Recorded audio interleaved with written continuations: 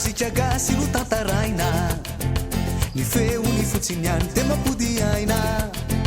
taingena ny tonokira miraratrarake voanjo nireo fandi mifanaraka raha ny mozika gasy kanto dia kanto voaravaka melody zay milantolanto na tsy hainy zareo vahiny zay ambarany tsara ho am'zatotsiky ny asambarany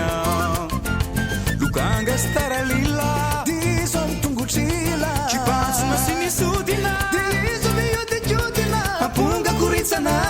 diso aminay manisana manisina ngurudawo afindrafindrawo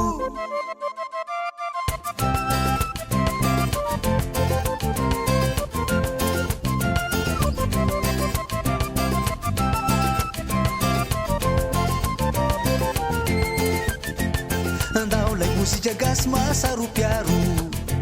tsy avela olatsadanja na ifangaro apetrao amin'ny toerana zay saze zay tsara sy tena kanto avela ho alaza raha ny mozika gasy no mampifety dia tsapa ilay fotoana fa tena ety alefakalefa ihany raha ilalao raha ny mozika gasy tsy olonaninawa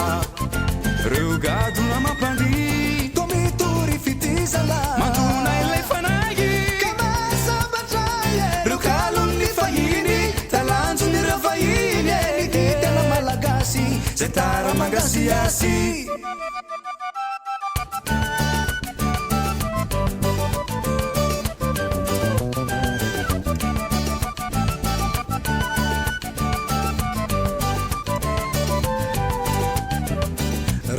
mozika gasy kanto de kanto